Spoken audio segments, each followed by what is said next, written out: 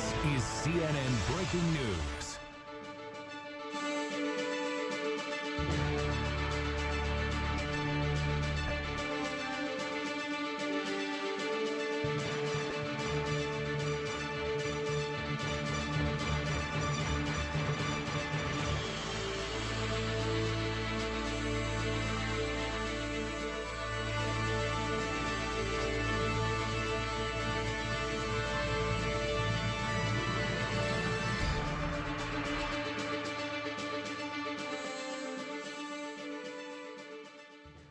Hi, this is Hall of Famer Eric Dickerson. What's up, everybody? I'm Matt Leinart, 2004 Heisman Trophy winner. Hey, I'm Zane Gonzalez. Hi, I'm Matt Barry from ESPN. You're getting ready to watch one of the best college football podcasts ever. It's the Harris Highlight Show. You're watching the Harris Highlight Show. And you're watching the Harris Highlight Show. And you listen to the Harris Highlight Show. Enjoy it. Na na na na na na na na. Na na na na na na na. Na na na na na na na na.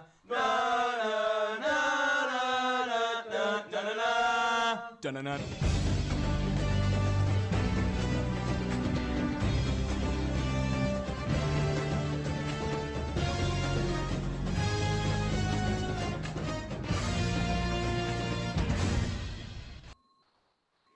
Coming to you live from beautiful Monrovia, California. This is the quarantine edition of the Harris Highlight Show. And boys, that's all I can take because I can barely breathe with this thing on. So no mask for me. No mask, no college football, Blake. No mask.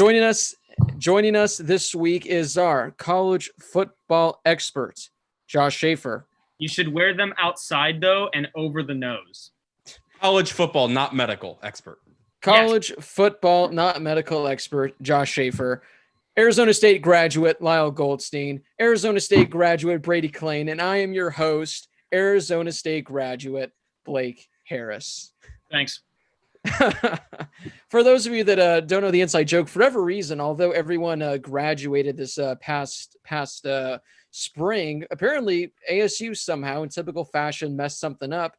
And our boy Josh is potentially not an Arizona State graduate. So, Josh, I don't know if that's the right phrasing. I got an email that was like, "Hey, so we decided to withdraw your degree because you didn't finish your class, like your course requirements. Please let us know if you think this is an error." And it's like, I took all the same classes as the boys, and all the boys are graduates. So, hey, you made the slideshow and everything too. do you know how many emails I have had from that university that took all my money about the fact that I graduated? Like 90 of them over the course of the last 4 months only. So pretty sure I graduated. I'm pretty sure ASU's pretty sure that I graduated, but we're going to find out tomorrow morning at 11 a.m., boys. So best of luck to our buddy Josh there. Make sure to follow along and join us next week to learn if Josh is an Arizona State graduate. Speaking of which, a lot of news to get to before this week's show. A very fun show for those of you tuning in. Essentially, as you saw in the intro, we've been named the head of college football, and our first order of business is to realign the Power 5 conferences. Last week, we realigned the Pac-12 conference, and the votes are in. We'll get to that later in the show. We're actually a few minutes to let you guys know what the new and improved Pac-12 is going to look like. But first order of business, guys, this is some major breaking news. If you follow us on Twitter, which, by the way, if you haven't already, make sure to follow us on Twitter at the HHShow_. We are, I think, 2 followers away from reaching 900 followers, boys. 2 followers away from reaching 900. So if you haven't followed already, go follow us right now. If you help us get 900, I'll personally give your Twitter handle a shout out. But if you follow us on Twitter, you would have seen this past week, we are officially on Spotify, and we are officially on Apple Podcasts. All it took was 4.5 years. That's, it took about nearly 100 episodes, but we're finally on there. So if you guys aren't able to watch the show live at all, if you have to go somewhere, if you tune in late, the show is officially on Spotify and Apple Podcasts. The link to those are in the description, so you can go check it out. Give us a follow. Make sure you subscribe over there, or you can just go over there and search the Harris Highlight Show. This way, it's kind of tough to watch videos on YouTube on the go, wherever you are. This way, if you're driving somewhere, working out in the gym, doing anything around the house, go to Spotify, go to Apple Podcasts, search us up, and you guys can listen to the show. So, boys, we're officially on Apple and Spotify. How does it feel to, essentially be taking over the world like that? I mean, it's just like I feel like the world is just right here in my hand, and I can do whatever I want with it.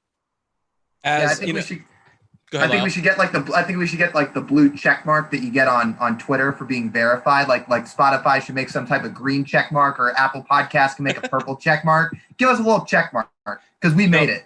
As Panic at the on Twitter. Yeah, verify us on Twitter.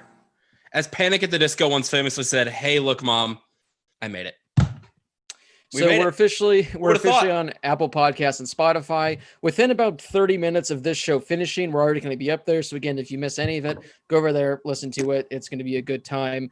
But yeah, guys, as I mentioned a minute ago, last week our first order of business was realigning the Pac-12 conference. The four of us, we had our proposals. We proposed what we want our conference to look like, and we explained it. And then we turned to you guys on Twitter. You guys all voted. Now, this was a close vote for two of us.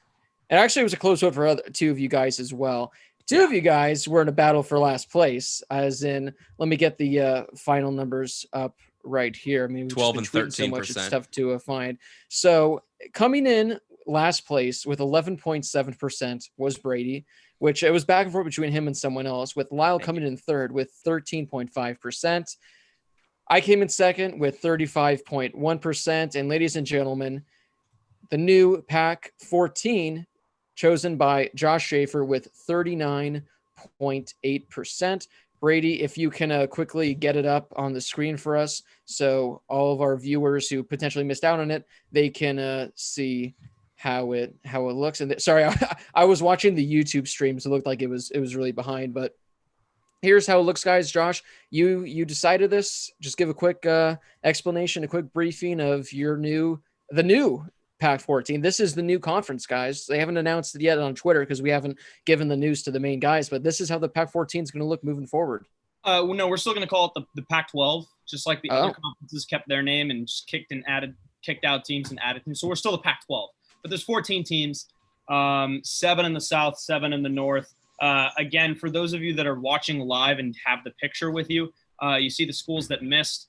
Kind of a joke. Fresno State, BYU was legit, just missed out. But Utah State, Fresno State, and UC Davis did not just miss. But for me, the two no-brainers were San Diego State and Boise State. A lot of people reached out and said they would never join because they're not Research One universities. Excuse me, but Boise State is a no-brainer from a football standpoint. San Diego State, they've been consistent. They bring a lot of sports to the conference. I think these are two no-brainers to join. I had somebody else say, "Where's Texas?" Trying to be a little realistic, but I'm also trying to add teams that I think would be good additions. And I think that these are two absolute no-brainer additions. And if the Pac-12 really wanted to expand and we could add anybody we want into the conference, sure, let's add Texas. But I think these are the two no-brainers. The divisions, I think you could have messed around with a little bit more, but I think this is both safe and taking a little bit of a risk at the exact same time. So that's what I did with the Pac-12. And obviously, if you want to see, I don't think I really explained, but Boise State in the North, San Diego State in the South, and the rest of the conference stays exactly the same in the two divisions. But Josh, San Diego State isn't a real research school. So this was funny. If we're being totally honest with you, every school in the country is a research school. It's just not the same type of research school that some of the other, that all of the other Pac-12 schools are. So some people took offense to that. It's a college football show. I mean, what do you want me to say? We're having fun here. I'm the commissioner now. Look at me. I'm the commissioner. So that's what I chose. You're the new Larry Scott. Congratulations, Josh. You won. So by winning, we are going to give the honor to Josh to go first this week when we do that. But before we get to that, I want to give a special shout out, boys. We officially just hit 900 followers on Twitter. So it doesn't really say who they were, but these are the last 4 people that follow us. So right now, major shout out to JRA. This isn't organized pod. BLM, and Charlie Thompson. Those 4 guys just went over and they followed us. So we are now officially at 900 followers. Let's get us to 1,000 followers. I mean, I don't think we'll hit 1,000 followers by next week, but hey, stranger things have happened. So again, if you're on Twitter, not following us yet, at the HH_, that way tonight at the end when we post, our Big 12, you guys can go vote for who you think has the best and what's going to be the Big 12 conference moving forward. So again, it's a lot of fun, and you guys help out for future shows. But one major order of news before we officially get to this, guys. One official major order of news. It's the fact that we thought the biggest bowl news this offseason was going to be the fact that the Cheez-It Bowl moved to Florida, which overtook, was it the Camping World Bowl? Was that the bowl that the Cheez-It Bowl overtook? Yeah. I think. But that was like, hold our Cheez-Its. The Belk Bowl is no more, guys. The Belk Bowl. So and unfortunately, these collegiate athletes, they can't go getting these gift cards to Belk, and they can't go stealing the merchandise, even though they have a gift card to Belk. The Belk Bowl is now known as, I don't even know what the sponsor is, but it doesn't matter because it is now officially the Mayonnaise Bowl.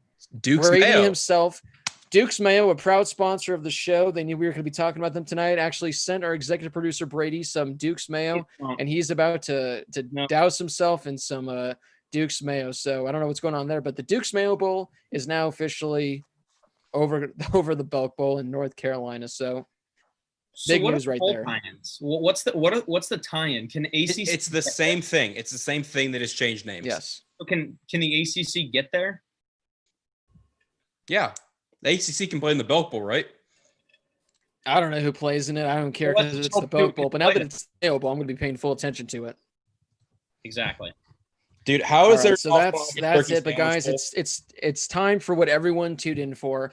Our Big 12 realignment plans. Again, for those of you that don't know how this works, the 4 of us will each go. We're going to put a picture on the screen of our proposed Big 12 realignment plan. We're going to explain it. You guys in the comments can let us know what you think about it. Have fun in there in the comments. And then, as I mentioned at the end, when the show's over, head over to Twitter. We're going to post the 4 photos, and you guys are going to vote for who you think has the best, what you want to see the most. And next week, we will announce the winner of what the new Big 12 looks like. So, Josh, as we mentioned, you won. You got to determine what the Pac-12 looks like. The question is, are you going to determine what the Big 12 looks like? So without further ado, ladies and gentlemen, here is proposal 1 of the Big 12. Real quick, the now Duke's Mayo Bowl is ACC against either SEC or Big 10, depending on how many candidates. That's huge. That means Duke can play in the Duke's Mayonnaise Bowl. Oh, there you go. It's just too perfect. Before I jump into the Big 12, as you guys can see behind me, and if you watched last week's show, been a pretty big Pac-12 football fan since I was a kid, so I had Pac-12 stuff everywhere. The goal this week was to do something similar, and my dad actually worked game management at the Rose Bowl game for years, and one of the games that he did was the Wisconsin-TCU game. So he has a bunch of TCU gear from the game, and I could not find any of it. And I wanted to have a cup with it, a TCU Rose Bowl cup, and I couldn't find it. So I have another piece of Big 12 apparel that I'm going to wear right now, but the only way that I could get myself to do it was to drink out of this cup. So let's get into the Big 12. Actually, wow. before Brady pulls up my map. Can I get one of these real quick, Josh? I refuse. You can take a photo if you want. Put it this way. Oh, that doesn't help. So before I even jump into this map, I'm gonna give you guys a hint on one of the teams I'm tossing in here, and it's because I own this is the strangest piece of collegiate apparel I own. All right. Oh boy. Bye, Josh. Oh. Go Big Red, baby. Let's go. All right, let's see. Is that a Nebraska soccer scarf? Yes, it is. All right. I have no idea why I have this, but I've got a Nebraska scarf. So here's what I'm doing with the Big 12. The new divisions will include Memphis in the South and Houston in the South. And then in the North is our new division. We're separating into 2 divisions. In the North, we are re-adding Missouri to the conference. We're putting Baylor in the conference. We're adding North Dakota State to the conference. and we are bringing the Nebraska Cornhuskers back to the Big 12. And this one took so long to figure out. I really thought this was not going to be the hardest conference to do. And right now, this was the hardest conference to do for me. And I was ready to send this map to Brady. And then I stopped and I completely redid the divisions, completely redid everything. And then sent Brady my original design. This turned into this. I planned to do this 10 minutes and it took 3.5 hours. The biggest problem for me was the divisions. Now, number one, Oklahoma and Oklahoma State are now in 2 separate divisions. State is in the north, OU is in the south. However, the way that I would do this is there's something called protected rivalries, right? USC has a protected rivalry with Stanford and Cal in the Pac-12. They will play every year despite being in different divisions. And then they also play Notre Dame every single year in a non-conference. It's part of these protected rivalries things. So Oklahoma and Oklahoma State is a protected rivalry for me.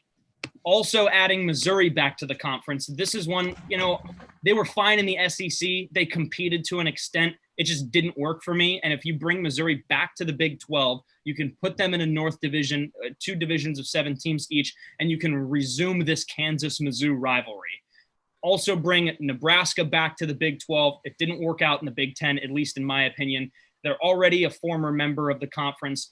They've really worked out in the conference in the past. ESPN ranked them as the number 8 program of all time. This is where they had all their success. They bring every single major sport back to the conference. Here's the 2 interesting ones for me. Number 1, BYU. It's a solid program. It's always been a solid program, and I think it would fit into the Big 12. The travel is not even as extensive and as long as it would be with West Virginia. You might notice that I kicked out of the conference. West Virginia's gone. Iowa State's gone. And you'll see where they fit later because I think they fit better into 2 different conferences. BYU jumps in. They bring all the major sports to the conference. They're a competitive football program. They've played and competed with all these teams in the past. But this is a new thing because I think a lot of people might think BYU fits, BYU doesn't fit, regardless of what you might think. This is brand new. BYU has never been an affiliate member. They've never been in the Big 12 in the past, different from Nebraska and Missouri, who have been in this conference before. North Dakota State is the big different one.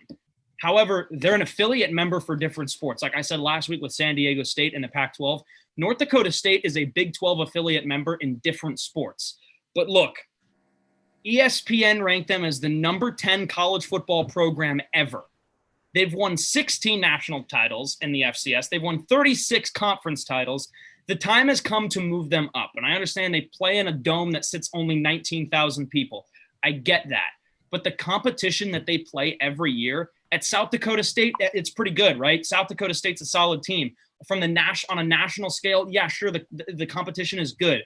This is the competition they deserve to be getting because think about it. If they're running the table in the FCS where they've won, 10 out of the last 12 national championships, move them up. Let that competition play in the Big 12. Let them continue to recruit more. Let the revenue grow. And I think it's going to be an interesting fit to see them join the conference. The biggest concern that I had, which I mentioned before, was the divisions. I considered scrapping divisions as a whole and just having 14 teams battle it out for the top 2 seeds to go to a conference championship. I ultimately settled on 2 7-team divisions. And I think on paper right now, if you look at the way things have been recently, I think a lot of people say the South is way better than the North, which is why I point out that North Dakota State, I think, can compete. Nebraska will get back to where they've been in the past. Oklahoma State has been competitive. And I think that those are all teams in the North Division who have all showed potential or have been good in recent years to the point where this would be a competitive conference. And the one team I didn't mention was Memphis.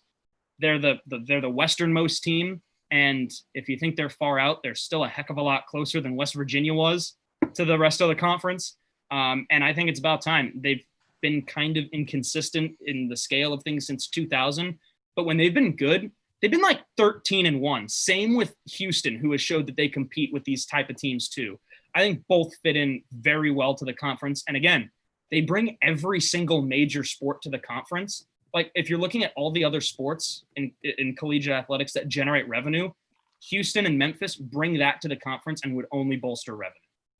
Josh, real quick, Short Round has the solution for the North Dakota State Stadium, and that is Lyle's proposal of Natty Light Natty Stadium. Exactly. There you go. That does seem like a pretty good idea. I can't lie.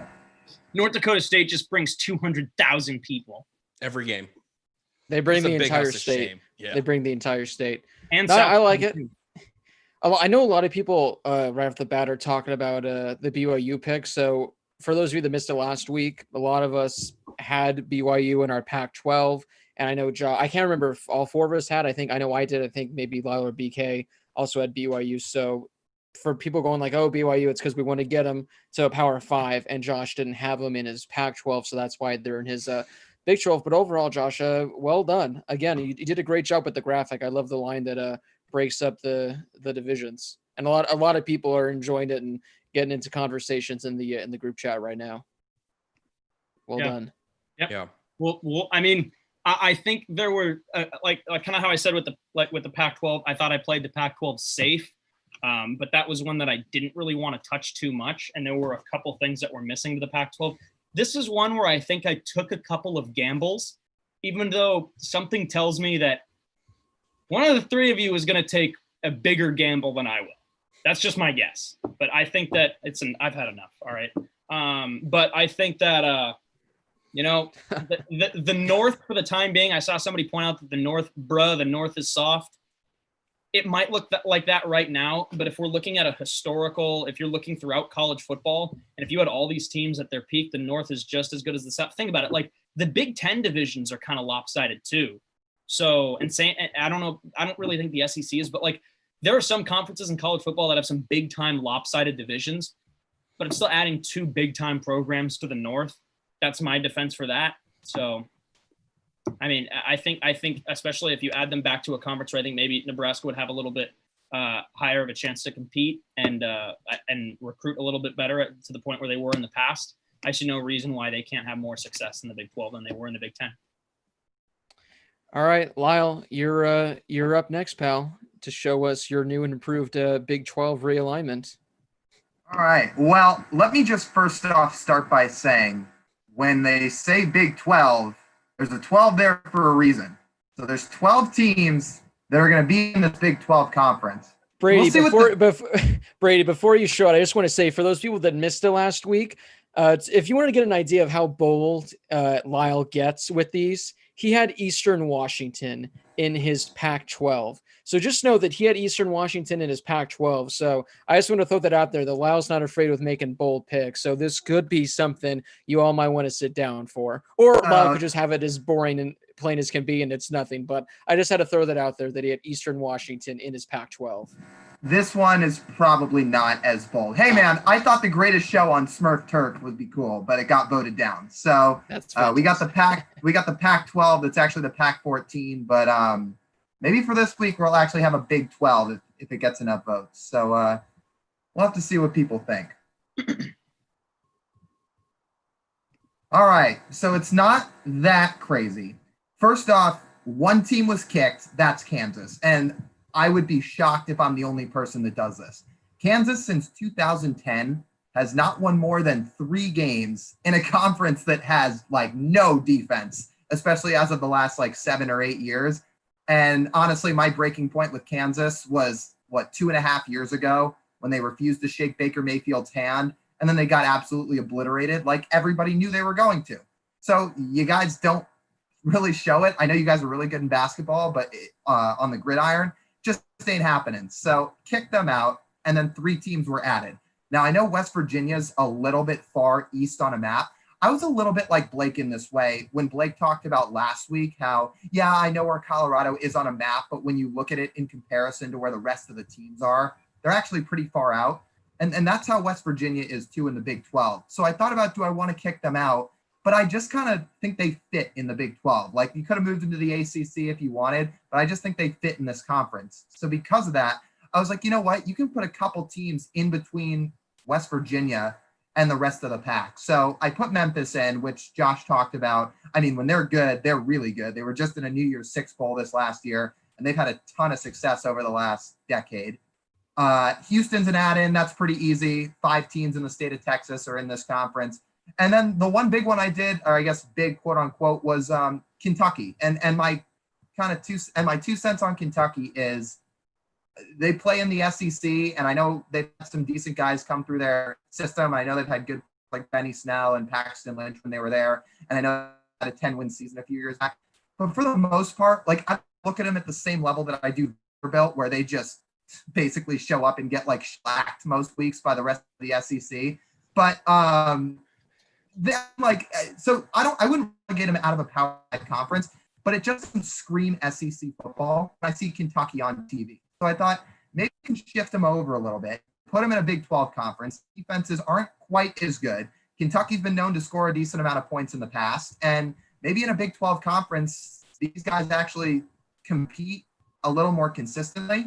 And, they find themselves right in the thick of the chase for the title every year. The Big 12 title, that being. I like it. I respect it. I mean, it's, it's different, but it's nothing too, outlandish. It is kind of tough seeing, you got Memphis, Kentucky, West Virginia. They're all there on their own island. Again, it makes you realize just like if you did conference realignment based off just location, how crazy conferences potentially could be because they're just all over the place. But yeah, Lyle had some good points. I like the additions. A lot of people are actually surprisingly saying you can't kick Kansas out, even though they've been the worst like D1 team. Brendan Cunningham says Kansas to the Conference USA for football. That actually might be in the best realm. But overall, I mean, I like it. You made some bold moves, but you backed it up pretty well. And overall, I mean, that's a pretty good looking conference. So well done, Lyle. Well done. I'm still upset that there isn't, I don't know, Tulsa like didn't make the cut or something. That would have been great. Lyle, would you split your conference east and west or north and south? North and south. It's. I mean, if you split it north, yeah, you'd probably have to. Because there's a line, Texas. Look at the line of Texas TCU up through Iowa State. There's a great dividing line right there. You'd probably have to do it that way because if you try to go, east to west, where you cut it off at like where the state of Oklahoma is, then there's only 5 teams versus 7. So you'd probably have to go the north-south border. Yeah, I think so. Again, this is something that I've kind of been doing. Even I know it's a college football show, and that's first and foremost what I'm paying attention to. But one thing that I've kind of done, obviously, is think like, okay, well, what else are these teams bringing to the conference if they go in as full members, for example? So, I mean, if you're planning on moving them to a Power 5 conference, you don't need to tell me. But what was kind of your reasoning for adding or taking out Kansas? Because by adding Kentucky, if you're adding them as a full member too, everything that you lose with Kansas, you then get back with Kentucky. I think in terms of what? No, because I think Kentucky's actually good. No. Yeah, you're right. And from a football standpoint, I think. I'm sorry. The way he was like, I think Kentucky's actually good. It's like that. That explained it right there. Kentucky's had decent years in the past and have won more than 3 games in the last 10 years. I just mean if you take, and I'm not saying put Kansas in the SEC, obviously. I'm saying if you take Kentucky and you take Kansas and you swap them from an athletic department standpoint, I think the Big 12 is winning this because you get a better football team. But all of those things that you lose with Kansas, like Kansas basketball, you then get back with Kentucky. So what was kind of your reasoning for dropping Kansas flat out? And then do you have plans to move them elsewhere? No, like they're relegated. Like they're replacing North Dakota State. Yeah. Like you said at the start of the show, like, I mean, this is a college football show. If this was college basketball, of course Kansas would still be in the Big 12. Like, they're one of the best college basketball programs ever. But because it's football, I mean, there's a difference between having some bad years and straight up not even holding your ground. And Kansas does not even hold their ground when it comes to football. Plus the SEC, I mean, the SEC has a lot of teams. So if you move one out, I don't feel like they're taking a huge hit, especially because it's a team like Kentucky where, again, maybe I'm the only one that feels this way, but like Kentucky football, when it's on TV, does not scream SEC football. And that's why I shifted them another place where they might thrive a little more. They've had a couple okay years in the SEC, but I think they could be a little more consistent if they played in the Big 12. We got people in the comments saying Kansas to the Missouri Valley Conference. We got Kansas to the NAIA. So Kansas is being really relegated here. Yeah. Hey, I'd have one watching Kentucky ad. I just mean, like, is there a teaser moving forward for Kansas, or are we just like, all right, peace? You're done, Kansas. What did Brady do last week with Stanford? He moved them to the Ivy League, right? Hey, Stanford to the Ivy League. So yeah. Brainiacs need to get the hell out of the Pac-12. They're boosting up the GPA too much and making everyone else look bad. What about schools like Cal and like? Cal got kicked out. Cal got kicked out too. Oh, that's true. He sent Cal. I think he sent both teams to the Ivy League, which is a great transition because I mentioned Lyle being bold last week, having Eastern Washington in the Pac-12. For those of you that didn't tune in last week, you missed a great show because Brady, who's about to go right now, he didn't have Cal or Stanford in the Pac-12 because he decided to move them, which I respect because you're moving them to conferences as well. He didn't just say they're gone. He said they're in the Ivy League now. I moved every school that I moved in all 5 Power 5 to a different conference. No one's just every Ivy League team is on the East Coast, just screw 4, 5, 6,000 miles away. Let's add Cal and Stanford and just wreck the Pac-12's, academic standards, but that's okay. So Brady, you're up right now. Let's see your proposal for your Big 12. Yeah. Well, last week, the 3 schools I got rid of, like you said, I put Stanford to the Ivy League. Cal was in the Mountain West, and I got rid of Colorado. And if I can find my Zoom right here we go. I took a page from Josh's book and put a little red dividing line in mine this week too. And did this here. So when I said I kicked out Colorado last week, where did I put them? I put them in the Big 12 for this week. The other teams that I got rid of, you can see Kansas. Hey, Kansas, you're in the MAC now. Enjoy. Why not? Because why not? Right, Lyle? Oh, why not? Why not? Yeah, show us you can win in like a group of 5 conference before you're allowed back in a Power 5. Yeah, if you can go beat Ball State, then, more power to you. Enjoy that. So I actually added 5 schools this week and made it the Big 12. So it has 12 schools. Normal schools that I kept: Baylor, Kansas State, Oklahoma State, TCU, Texas, and Texas Tech. Foreshadowing a little bit. Missouri now in the Big 12. Colorado, like we said from last week, in the Big 12. Arkansas, geographically, they're going to make their way to the Eastern Division of the Big 12. I teased it earlier with Lyles. You got East and West divisions. You find a little gap there in between those. You add Memphis, like Josh said, and adding Houston just geographically makes a lot of sense. I think, Memphis is a great addition. They were a great group of 5 team. They played really well. They made some big time bowl games. They had some great players, good coaches come in and out of the program in the last couple of years. So I think Memphis is a really good addition to the Big 12. Mizzou just makes sense geographically. Colorado, I think Colorado's the furthest away team, and it's a state over from wherever you're playing instead of West Virginia. Got rid of Kansas. They're in the MAC. I also got rid of Iowa State. Geographically, I think they were a little too far. I like having the conference pretty centered here in the middle between just a 5 or 6 states. And Iowa State we'll see, and West Virginia we'll see. Foreshadowing, they're going to find their way into another Power 5 conference. Both of those schools will, but I'm not going to get ahead of myself and explain where they're going just yet. Brady, keep the graphic up while we talk, so that way a lot of people, if they're like coming in, they can see it. But I just want to say, I am upset because this looks so good. And the comments have literally, I don't think there's been one person so far that has hated it. Everyone is saying Brady's just like, Brady took an L last week, but he bounced back with a dub this week. I mean, this is well done. Thank you. All. The only thing I have to say is I wish you would have gotten Nebraska in there somehow. Sorry, my chair just fell. I wish you would have gotten Nebraska in there somehow, but then I don't know who you would have added or who you would have taken out. But yeah, I mean the comments, they're all saying it for me. Just Thank you. I was trying to think of more clever names than just East and West for the divisions, but I really couldn't think of anything.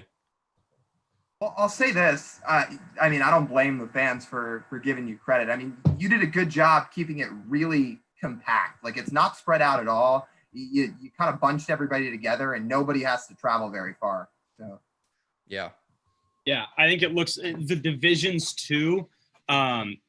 What I think works best for you is the fact that you were able to take a couple of those teams that are all kind of in the same, like, which longitude is east and west, right?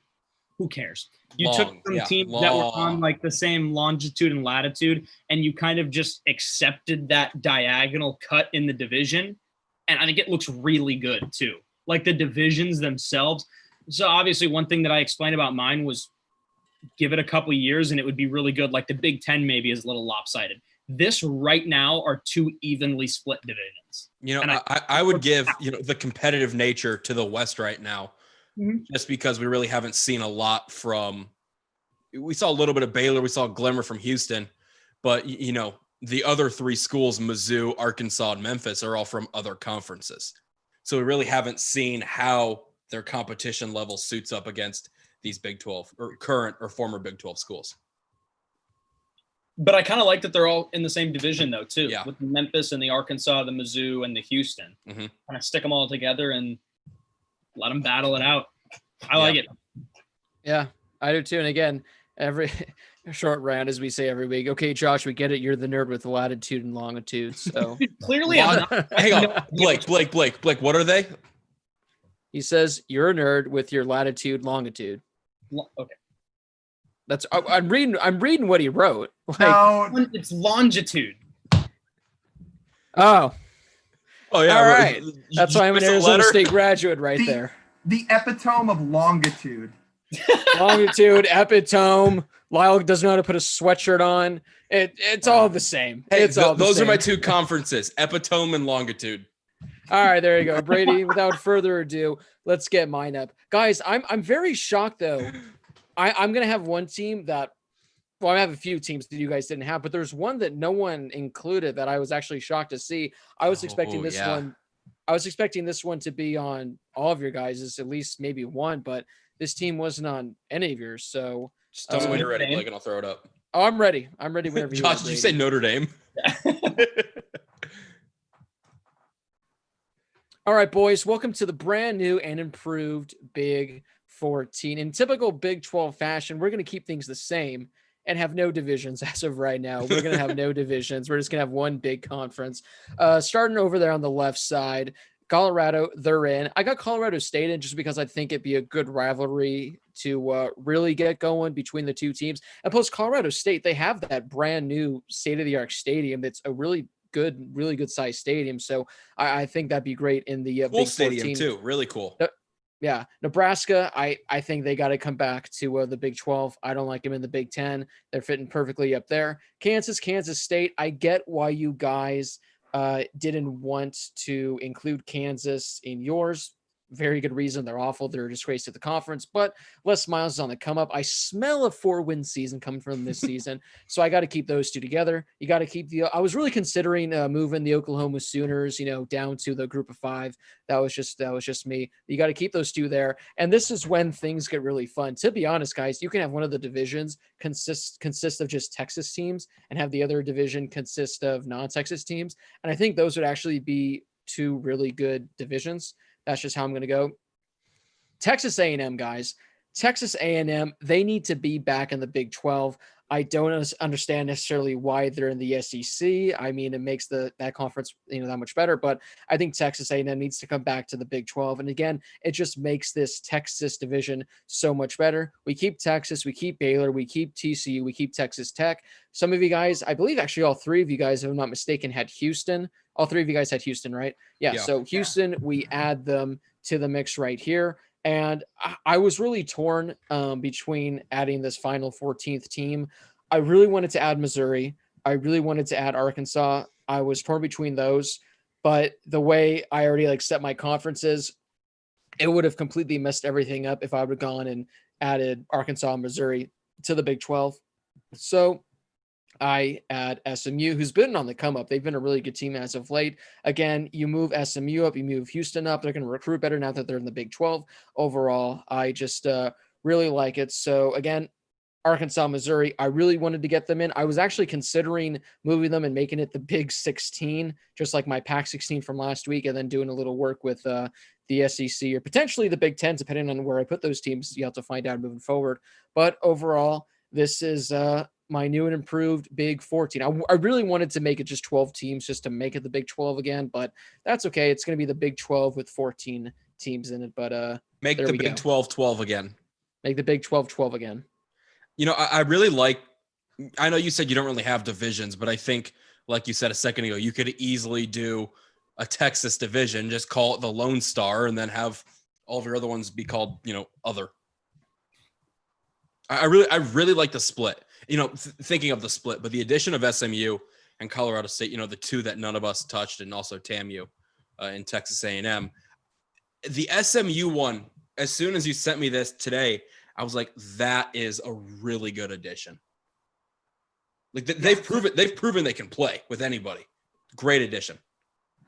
Yeah, so SMU was one of those teams for me. Like if I had a little square like Josh did for the Pac-12, where it would have been like just missed the cut, SMU would have been in my bubble of just missed the cut. I guess I went on mine based a little more off record, and while SMU is certainly not bad, I guess I would have just liked to see him win a couple more games to get him into the Big 12. But I mean, I don't have a problem with it. And I think it makes a lot of sense that you just have a Lone Star conference, and Blake, kind of like Brady, like he kept it compact, and the grouping makes sense. The reasoning makes sense. And yeah, it certainly looks to be a competitive conference. Yeah. I like you also added Nebraska too. Yeah. Well, the Nebraska, and you could have eliminated West Virginia, and who else did you kick out? I kicked out West Virginia. For Iowa State. Yeah, I should have explained that, because since we're now a podcast that's on Spotify and Apple Podcasts, I need to explain. I kicked out West Virginia and I kicked out Iowa State. I believe those are the only two that I kicked out. Yeah, you could have kicked them out, and without even adding Colorado State and SMU, Nebraska and Texas A&M are just awesome ads, along with the Colorado. If you kick them out and then you even take out the Colorado State and the SMU and just have the Houston, A&M, Colorado, and Nebraska, that's like solid right there. And then I think you add two fair programs that bring they bring a lot to the conference. Maybe they're not the glamorous addition. But again, like you said, Colorado State, bringing them in with a new stadium. If you bring them in with Colorado, I think that maybe helps recruiting a little bit too. And then SMU is a historic program too. Remember, they got the death penalty and it ruined them. Yeah. So, I mean, if they didn't have that, think about where they could be today too. And if you add them to the Big 12, obviously recruiting is going to improve. The Colorado State addition here to the Big 12 is a lot like the San Diego State addition to the Pac-12, where they have a couple big games a year. They play really well in those games and are a very under the radar school.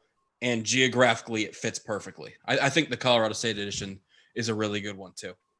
Yeah, I mean, I know a lot of people, I'm reading the comments of a lot of people, they say that's kind of like their one major complaint. Like I said, I mean, for this especially, and you'll see this throughout my 5 conferences, what I want to do is I just want to add a few more teams to the Power 5 schools. Like I saw, we did it last week with, I think BYU, Hawaii, we did San Diego State. I don't know if anyone had Fresno State, but, I wanted to add them. And like I said, Colorado State, they probably have arguably the best, non-NFL group of 5 stadium out there. I mean, for those of you that don't know, just Google the Colorado State football stadium. That thing's a thing of beauty. I know they haven't been really that good as of late. I think 4 or 5 years ago, they were like a 10-win team a few years. But I mean, again, if you move into the Big 12, you have that brand new stadium, they're gonna start getting better recruits. I mean, that's the thing that a lot of people forget. You got a team like Colorado State, that's a group of 5 team right now. If they make the jump to the Big 12, that is a lot more, enticing for recruits. Now it's still Colorado State, but all of a sudden now you're playing in the Big 12. So I'm not necessarily saying they're going to be competitive anytime soon, but they'll definitely be better with recruiting.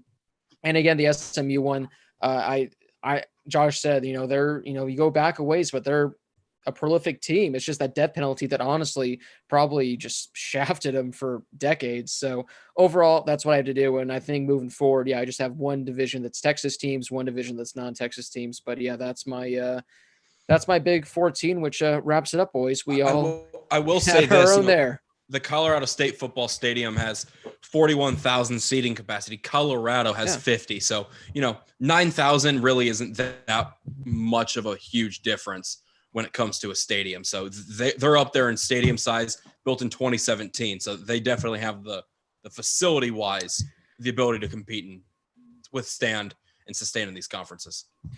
Yeah. I was just quickly going to say for our Apple Podcast and Spotify listeners, should we try to make a habit of like moving forward at like when we finish our explanation for realigning these conferences, just read all the teams 1 through whatever, or I don't know if it's worth it to read 1 through whatever here, just so like people not watching the screen like know who's in what conference. We can just go over all of ours now.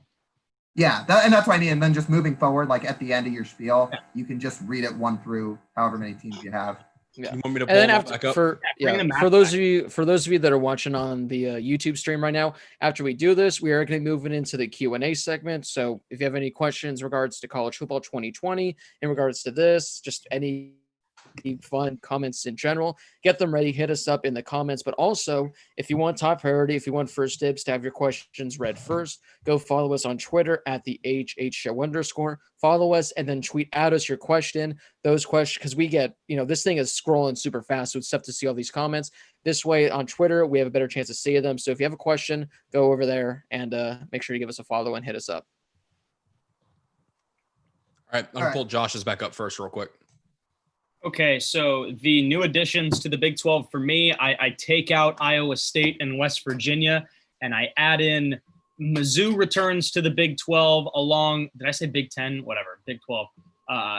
Mizzou and Nebraska both return to the Big 12. We add Houston and Memphis in the South.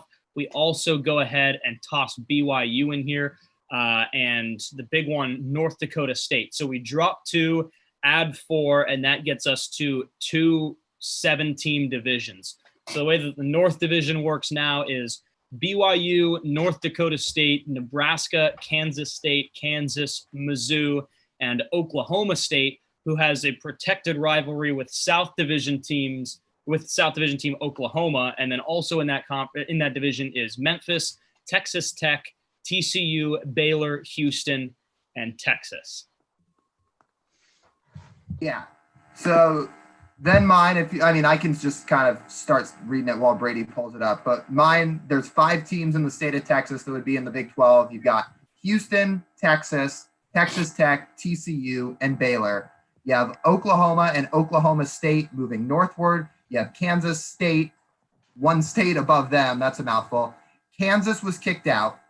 Iowa State is as far north as the conference goes. And then if you move eastward, it's Memphis, Kentucky, and West Virginia. So 12 teams make up the Big 12. The Kansas Jayhawks were removed. Houston, Kentucky, and Memphis were added. And otherwise, it's the same teams as the current state of the Big 12. Mine is, as I'm pulling mine back up just so they can see it, I'll read it now. I added 5 schools, took out 3. Mine's now Baylor, Missouri, Colorado, Kansas State, Oklahoma, Oklahoma State, Arkansas, TCU, Texas, Texas Tech, Memphis, and Houston. And I split divisions east and west. So my east division is Missouri, Arkansas, Memphis, Baylor, Texas, Houston, and the west is Colorado, Kansas State, Oklahoma, Oklahoma State, TCU, and Texas Tech. All right, and mine, it goes from the Big 12 to the Big 14. I kicked out West Virginia. I kicked out Iowa State.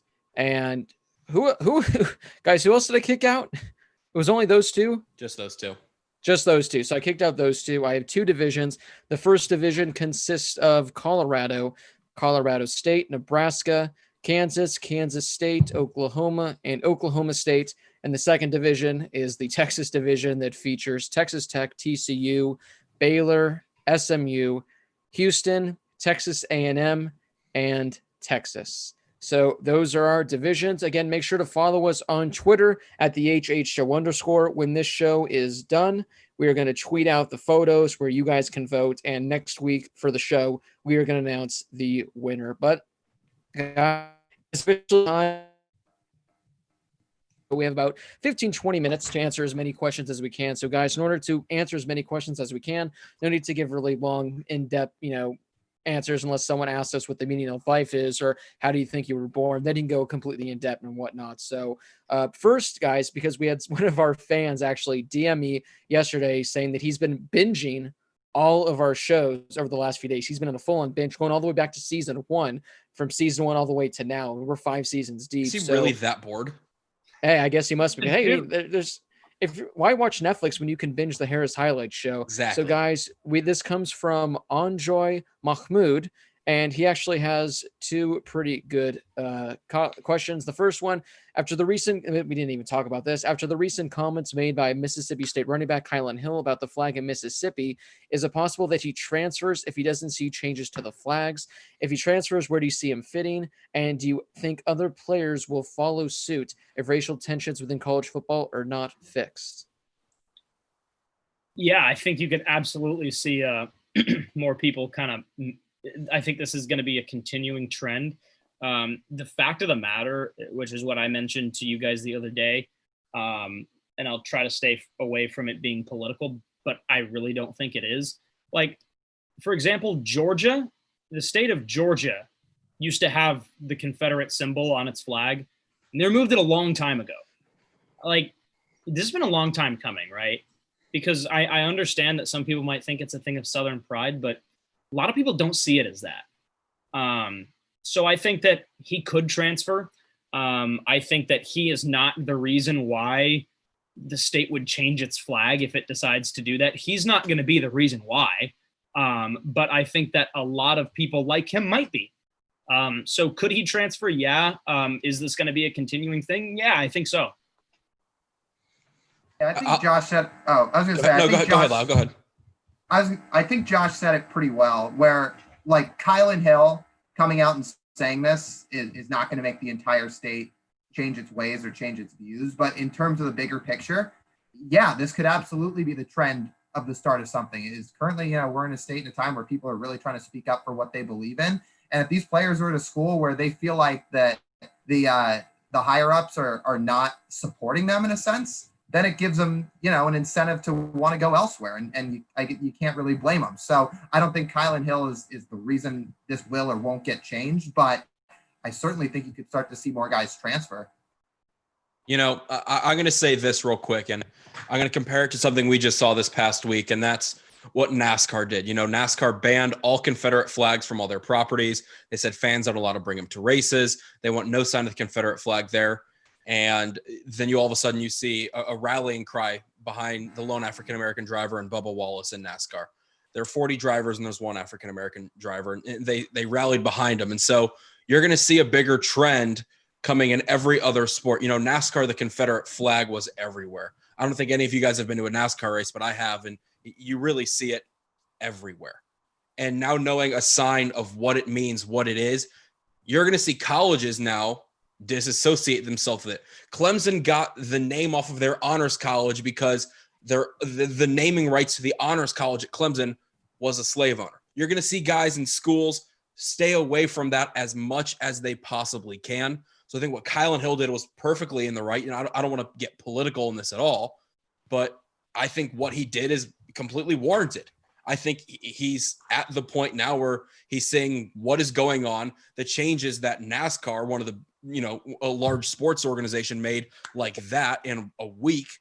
Why can't these schools make just a simple change like a big major sports organization like NASCAR did? So I think, yes, you're going to see a lot of guys start to learn more about the history of schools that they're committing to, that they're getting recruited by, and see, the historic meaning behind what the state stands for and what the school stands for. So I think Kylan Hill is completely warranted in what he did.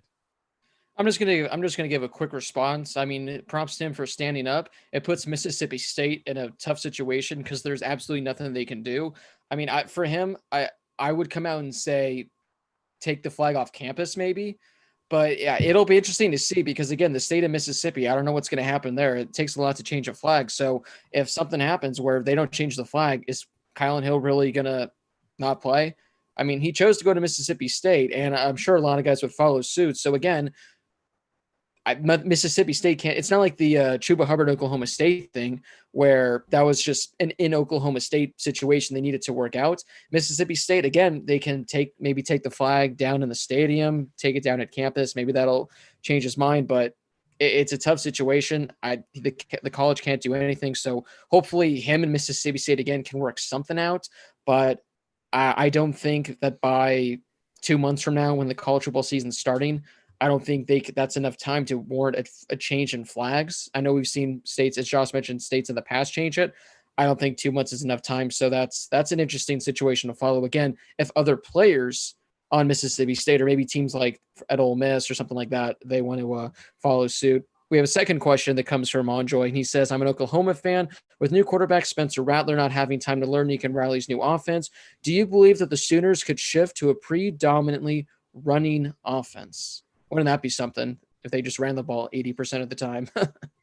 I don't know. I mean, he's still been on campus. He's still been. I mean, he's going to be a sophomore, so he's still been there, and he's still been working with the same playbook and everything.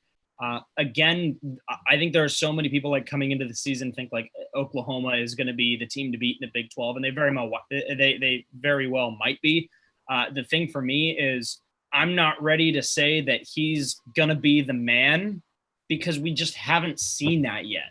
But that doesn't mean that he's not going to go in and be a good quarterback or that he doesn't know the playbook or anything like that. I don't think he'll have to readjust or anything like that. I think he'll be fine, and I think Oklahoma will be good. So, I mean, I think Spencer Rattler will do fine. Yeah, so this is different than a Bryce Young or a DJ Ukulele situation where Spencer Rattler, in terms of school, is a sophomore. And what did he just do the entirety of his freshman year? He just sat behind a guy who took his team to the playoff, and he finished second in the Heisman to only Joe Burrow, that player being Jalen Hurts. So he's had time to learn this offense, and he's had time to sit and kind of develop and better himself as a player. And he got a few snaps last year, so he's ran the offense in-game a little bit. I think they're going to be fine. I think, like we've said countless times on this show, that Lincoln Riley is an absolute mastermind when it comes to developing his quarterbacks. And a guy as highly recruited as Spencer Rattler, who's also had a year to sit behind a really good quarterback like Jalen Hurts, I think he's going to be okay. I don't think they change to a running offense, to answer the question. There's no need for them to change to a running offense. You know, even though he hasn't been on campus and at practice, he's still got his nose in the playbook. He's still learning everything. He's still probably talking to Lincoln every single day. So 90% of it is mental and 10% of it is execution. So I see no problem with Spencer Rattler, who is a great quarterback, the number one quarterback coming into that class, succeeding in Oklahoma. I see no problem with it. Just run the ball every play. Every play. Just run the damn ball. Just run it. I just did a game of NCAA 14 where I ran the ball every play. Josh, what's that? I wanted to see what would happen. I ran for 560 yards. Just run the ball every play. I just ran the ball in every play. All right, guys. This next question, it comes from good old buddy Andrew Coster, who we have two people to shout out. One, Short Round, who always makes the best comments on YouTube, but Andrew Coster usually asks the best questions. This is a fun one, guys. Besides the 2006 Rose Bowl, it seems we always come back to this game somehow. Why do we always do that? Come on. Josh, put on your Texas hat. No. Besides the 2006 Rose Bowl, which game do you wish you could have seen in person?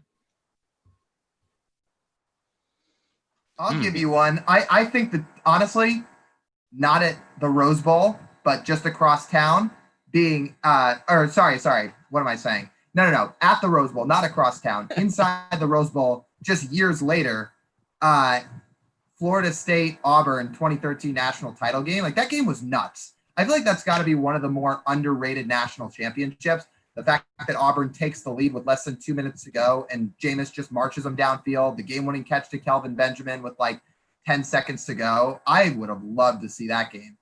Yeah, that's funny. There's actually a game to remember on my channel about that game that's titled the most underrated national championship, like in cultural. Yeah, the game's so underrated, but yeah, Lyle, that's a good one. I'll shake it up and give a different Rose Bowl game. And the reason why I'm going to say this is because I know Blake's answer is not going to be this. I'll say a 2016 or 2017 Rose Bowl, SC Penn State. It was cool. Back and forth game. It looked like at one point SC might blow them out. Then when Penn State came back, it looked like Penn State was going to blow them out. And it came down to the wire, and that was cool. And I choose that because I know Blake can't choose that one. Because I was there. He was there. Yep. Thanks, Bob.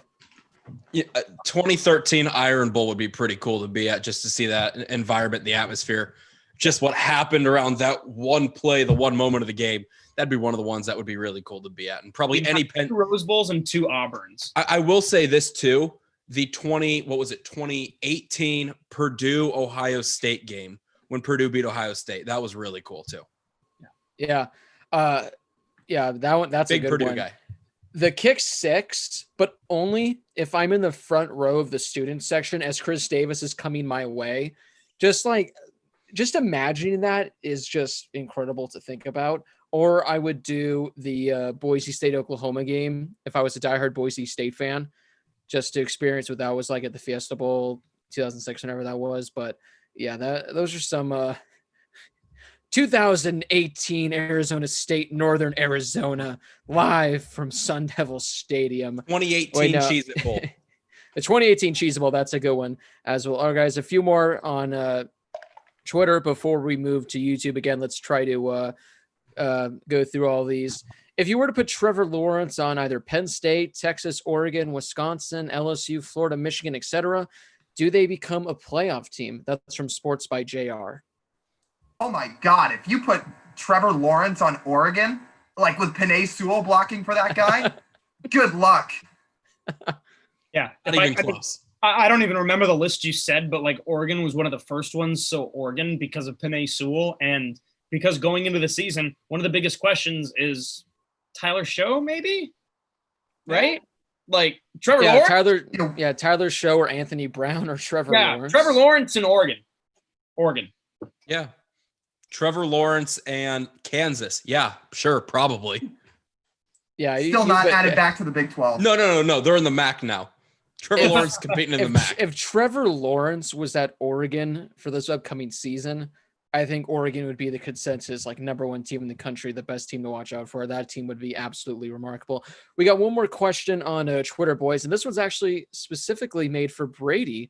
Brady, this comes from _industry. Question for Brady. I've been saying for this season, Indiana will beat one of the 3 big Eastern teams, either Michigan, Penn State, or Ohio State, as they have come close in the past.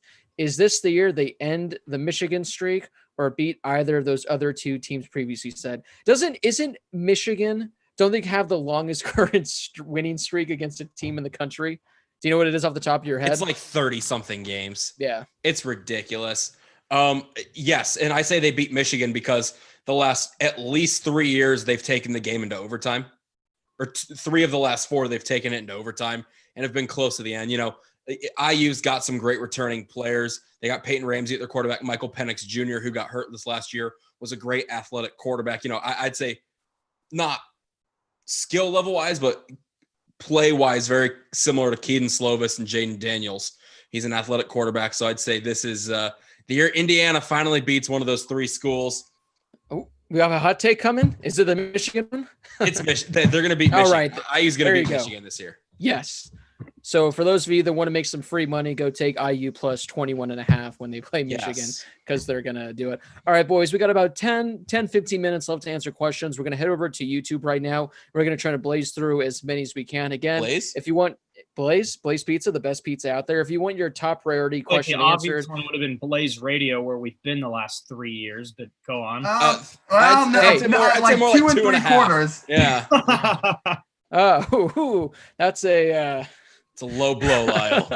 All right, boys, we got a lot of good ones coming now. Again, college football related questions are great, but if you can have any sort of fun ones, like this upcoming one from Short Round to No Surprise, though we answer kind of the same questions every week. Sometimes people ask us some really cool different ones, like the Andrew Coster one about what game would you like to see live. Try to ask us some clever, unique ones, Brady, before I go. Yeah, I just pulled up the Winsipedia for Michigan and IU. All time, IU is 9-59 against Michigan. Michigan is currently on a 24-game win streak that dates back to 1988. The longest win streak Indiana has had is 2 wins. The longest win streak Michigan had is 24, obviously. IU's largest margin of victory was 20-0 in 1944. Michigan's was 63-0 in 1925. So in my lifetime, I mean, I go back a ways. I've never seen Indiana beat Michigan. But You've never said, seen this is going to be the year that ends that. But as I mentioned, guys, a great first question that comes from Short Round. Would you rather fight 100 1-pound bees or 100-pound bee? I'm going to go first, guys. I'm going to go first. I'm getting the Louisville Slugger that's in the garage, and I'm taking on that 100-pound bee. It might kill me, but I'm not going to go down without a fight. I am going to beat the living hell out of that thing, and I'm going to beat it. If you have 100 1-pound bees, those things are all over the place. It's done. You're done. You're not coming out of that. Like you're getting 1-pound bees are like getting shot at. It's a guaranteed death. Like I'd rather have a 10% chance of survival than a 1%. So I'm taking the 100-pound bee. A 100-pound bee is like a small child. So Blake, you're saying you could take a small child? Bro, I've been swinging at pinatas my entire life. What's the difference of swinging at a bee? That thing weighs 100 pounds. That thing's not going to be going like buzzing super quickly. It's probably going to be barely moving with its tough control, right? Tough control. I'm taking it down. You go with the 100-pound bee, and here's why. Because if you get attacked by 101-pound bees, that's like somebody throwing just like a swarm of like bricks at you. But again, the 100-pound bee is a small child. Like that's way easier, I think. So I'm taking the 100-pound bee too. You tell him, Blake. Yeah, it's like in the Hunger Games where that girl gets taken down because like hundreds of bees come swarming at her, and like that's that. Where you fight one bee that's 100 pounds. I feel like you can take it on. Yeah,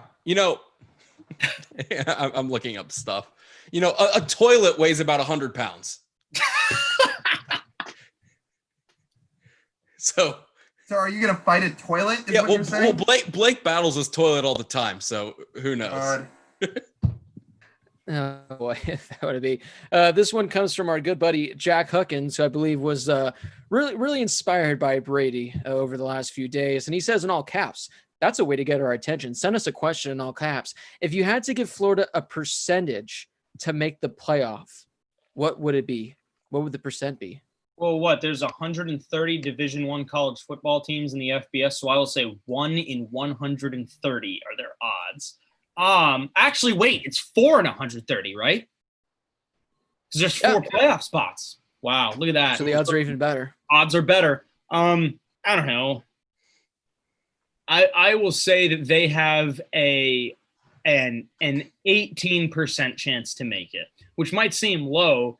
Think about some of the teams that are in that conference that are still going to be competing. Again, LSU is not going to be the same team they were last year. They're not going to go 13-0. They don't have somebody that's going to break every passing record at quarterback, but they're still going to be a good team. They're going to be, I think, 9-3 at the worst, the absolute worst. So you've got LSU, you've still got Alabama. I think Oklahoma competes. Obviously, Oregon competes. USC, Lyle has said that USC is a sleeper. Clemson, I think I just said them. Texas, maybe. I think there are a lot of teams that are pushing it. For me, I don't even know who to even throw in there anymore, considering what's going on with Clemson. But I think 18% chance, at least in my book, doing the quick math in my head, which I've never been good at. I feel like 18 is pretty good, right? Yeah. I mean, it took about a minute to say 18%, but hey, you got there.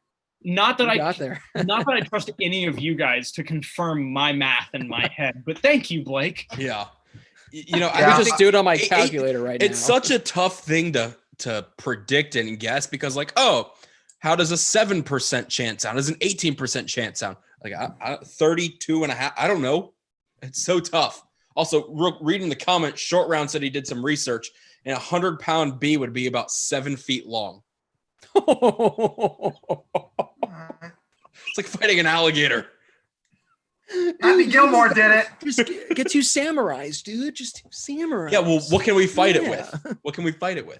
No, but Guys, for Florida again, Happy Gilmore fought a gator, relevant to this question now with the Florida Gator, with his own 2 hands and won. So it's all right. Hey, R.I.P. Chubbs, man.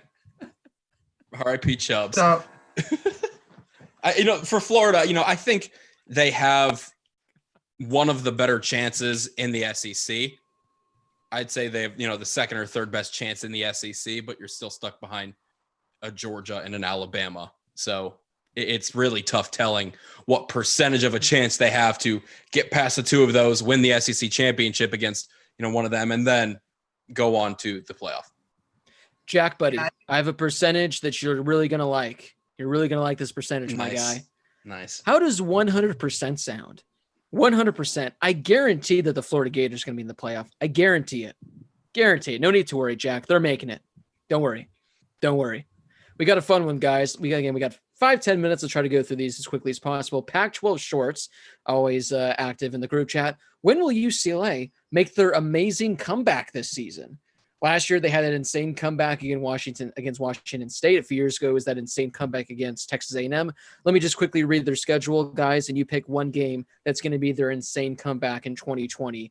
New Mexico State at Hawaii, at San Diego State versus Stanford versus Arizona, at Arizona State, at Colorado versus Utah, at Oregon State versus Washington State versus USC, and at Cal. So which one of those games is UCLA going to make an insane comeback? So the question itself is not about the season. It's about one specific game on their schedule that they're losing, and they come back to win one game on this year's schedule. Yep, they're down 30, and they come back and win. I will say September 19th at SDSU. I think SDSU is going to be a pretty good team this year. I think they would go 9. I think they could go 9-3 this year, which is it a good season, Mountain West? Whatever. Take that as however you want. I think San Diego State builds a lead and UCLA makes a comeback. That's my – if I had to pick one, I guess I'll go San Diego State. I was going to say San Diego State or Stanford. I'll go with Stanford. Stanford's been abysmal the last 2 years, so it could be a prestige win like beating Stanford. But I think of those 2 schools, I think at this point right now, San Diego State is the better of the 2. So I also had SDSU. An early win in the season can be a big thing to carry momentum, especially against a school. So say they're each going in, what is it, the 4th game of the year against SDSU? 2nd, 3rd, whatever it is. Yeah, so say they're both going undefeated. Who knows what they're playing, but if you can get a big-time non-conference win right before you go into Pac-12 play, I think that could be big for carrying them forward into Pac-12. I'm going on the road at Hawaii. Let's just assume that that's, a midnight Eastern kickoff game at 9 p.m. here Pacific.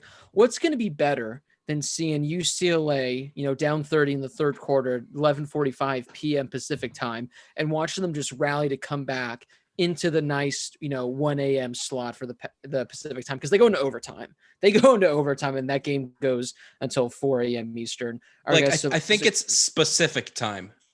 Could be wrong. Specific time. I think it's specific time. We got a few fun ones, guys. Owen Lefowitz says, should the Pac-12 championship be played? Now, we know where it's going to be played, but if this was you guys, we are in charge of college football, so I guess we can make the call. Would you like to see the Pac-12 title game be played at the new SoFi Stadium in Los Angeles, or Inglewood, if you want to be more specific, or at Allegiant Stadium in Vegas? Vegas. I'd rather have Vegas, but I'd like to see, obviously – the SoFi Stadium will probably host like a playoff game or a national championship, I think is what they said. But in terms of a conference title, I think it works better in neutral sites. Plus, I think the Pac-12 tournament for basketball has been fun in Vegas. It's been awesome. Yeah. Yeah, I think Vegas is a good spot for it. Makes sense. As Brady said, any excuse I can get to go to Vegas, that's all I need. All right, guys. Hey, we should, speaking of that, we should all mob to the ASUS or UNLV game in Vegas, right? I plan on it. Let's do it. Yeah, well, if I'm allowed, I'll be there. This comes from Alec Reyes. What are some dream matchups y'all want to see? So let's just go with, if you guys could see one matchup this upcoming year in college football, who would it be? Texas SC every year. Same way USC and Notre Dame have theirs. Texas SC. I'll go with Ohio State, Alabama. Ooh. Hey, they announced that for like 2032. No, it's even earlier. It's like 2027, 2028. Is it really? They don't have to make us wait 12 years. I thought it was much further down the line. Like, hey, we're going to be playing this school when kids in 5th grade still drinking out of sippy cups are going to be in college. Dude, how old are you? I don't know. I was going to say, are you drinking out of a sippy cup in 5th grade? I don't know. I just was overemphasizing you do how young you, they man. actually are. I was overemphasizing how young they actually are. Short Round says his dream matchup is Blake versus 100-pound B. It's on. I'm winning against that B. Mine's gonna be Arizona State at Clemson because I want to go see. Hey, man. If I throw some money on ASU plus 35.5, and I have myself a great time. Honestly, if we're talking about Andrew Coster in the stands, make sure you guys don't tell go me out the about night before, though. that night in New Orleans. Yeah, don't go out the night before. If I'm going to, I'll pick an ASU one. I think to redo the famous ASU Nebraska game and bring ASU Nebraska as a rivalry. That'd be something really cool to see. I like it. All right. Here, a few more questions, guys. I'm getting exposed. I'm getting beat down in the comments right now for my. A few more questions, guys. Harrison Tolman wants to know, what is the favorite stadium you guys have ever been to in college football? What's your favorite? I'll tell you what my not favorite is. Tucson Stadium. Dude, Don't go there. Arizona, even if it's for the Arizona Bowl, it's not worth it. Did you go to the Arizona Bowl? No, God, no. What, to see New Mexico State play Arkansas State? I'm good. Lit. They don't even go to that game. I love both SC and ASU. I think ASU is a sick environment. But to go away from that, I thought Michigan State was awesome. I thought that was really cool. And then we didn't get to see a game there, but when we were coming back from East Lansing, we took a detour and stopped in Ann Arbor. So I thought that of the places I've been to, walking up to Michigan Stadium in Ann Arbor, my jaw dropped. I mean, it was like the whole horizon when you go to the beach and you look out at the water, that. The whole thing was Michigan Stadium. But in terms of been in and seen a game at, I'll say Michigan State. I thought that was sick. Yeah, I mean, I'm obviously gonna say Notre Dame because I'm a biased kid who got to live out a dream finally this last November, but staying away from that. That's cute.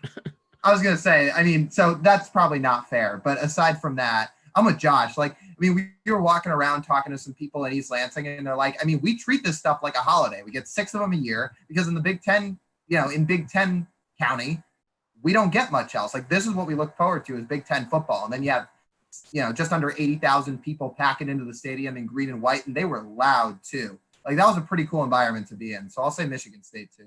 You guys are telling me as a kid, you didn't grow up dreaming going to IU's Memorial Stadium? No, I did.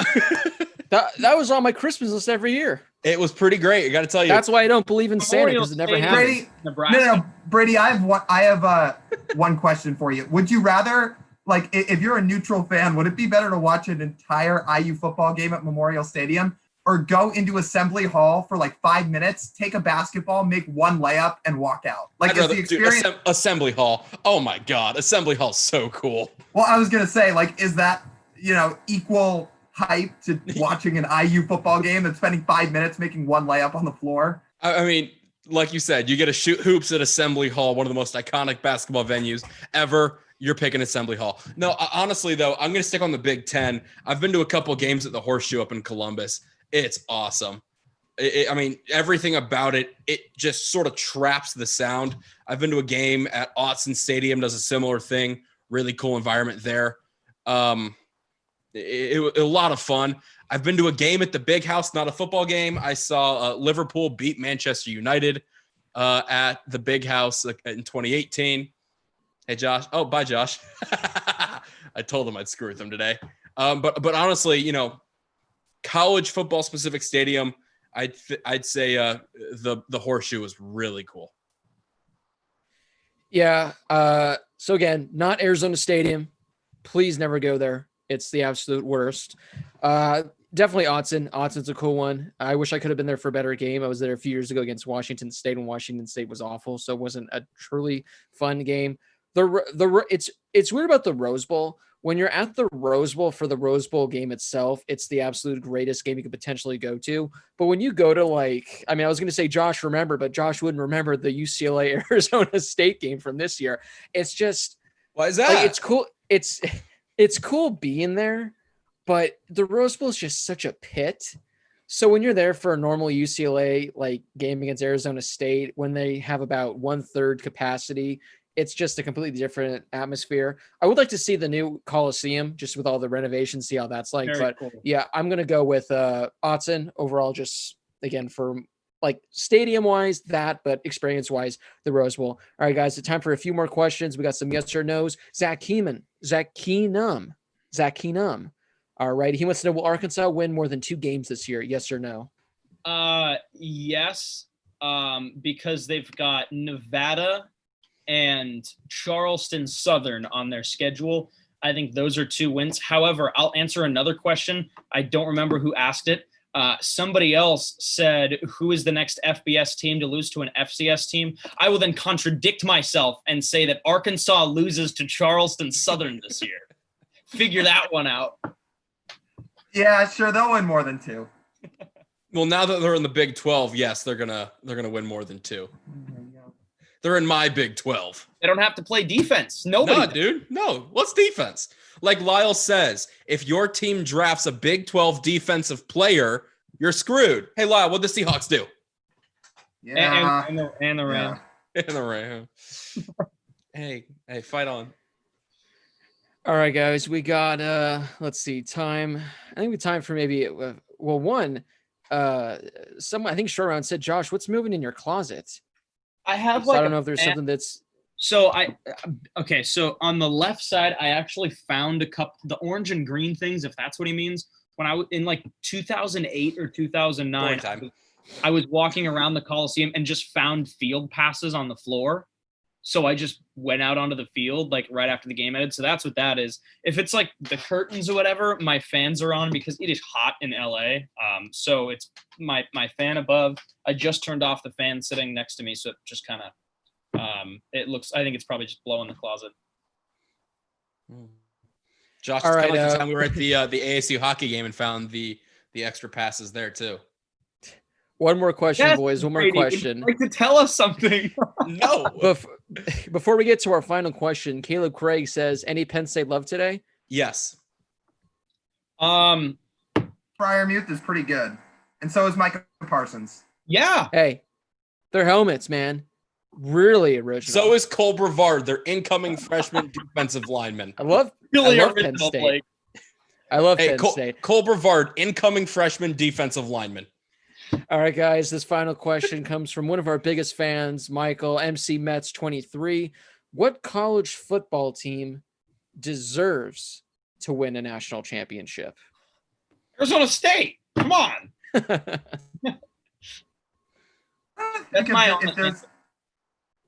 I'm honestly trying to think about if there's been a school that's been so close a bunch of times and they for whatever reason keep coming up short. I don't know. Maybe Oregon would be one, for example. I mean, they've been really good in some years and fallen short of some national championship aspirations. So, yeah, we've talked about Oregon a lot today, but I'll say Oregon. Indiana was so close back in probably 1940 something. So them, yeah, go Hoosiers. Any Pac-12 school, any Pac-12 school that can get the Pac-12 back on the map. Because what was the last one? 04 when SC won? Was that the last Pac-12 champion? Yeah, Oregon's been close twice into the playoff. Washington was in the playoff. So any Pac-12 school aside from Arizona and UCLA, except for those two. Hey, Washington State, if they want to mess around and have some fun, if Cal wants to get a lead again, go for it. Hey, I just won the Natty with Washington State and NCAA football 14, so we got it. I can't even picture that. I literally cannot picture Washington State standing up on that stage in our lifetime holding up a national championship trophy. Yet you see the day where Eastern Washington joins the Pac-12. Okay, but they were good, they are good in the FCS. Again, the battle of Smurf turf, man. I don't know why people A battle of Smurf turf, a blue field, a red field rivalry. Guys, we're gonna end we're gonna end on 2 comments. The first comment comes from, again, short round. Blake would remember when Indiana was a powerhouse. Those were good times, man. Those were good times back when Indiana was pumping out national championships. And finally, Eli Larson wants to know if we can show Akron some respect. Yo, so I'm not gonna is from there. Go Lakers. One of my best friends goes to Akron, or went to Akron. She was a MAC champion swimmer. She was damn good. Damn good. Major respect. Akron's logo is like the same logo that our high school would use. So go Canes. I guess they like Akron that much. So go Akron. Guys, over under on Akron wins of 2020. They had 1 last year, 1.5. Do they get to 2 wins in 2020? Yes. Yeah. Also, real quick, that's some respect right there. One of the greatest college football logos was changed this past week. The Charlotte 49ers. The Charlotte 49ers changed their logo. Yeah, it's pretty cool. It's now like a C with a pickaxe in it. Yeah, it's a big shame. But that does wrap up this week's show. Thank you to everyone that tuned in. Thank you to everyone that's still in the chat. We got 75 people that are still watching now.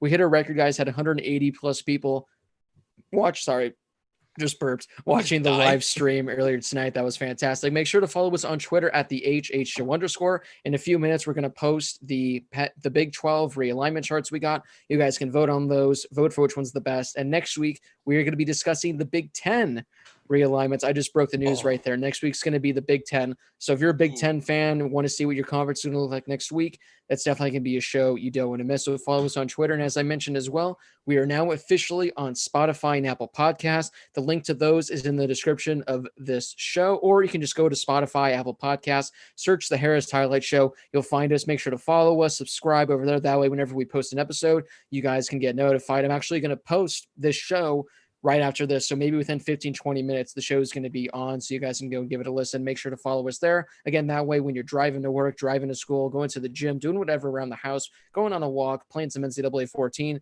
you guys can listen to the show. A very fun show this week, guys. Had a lot of fun. Any parting words before we go?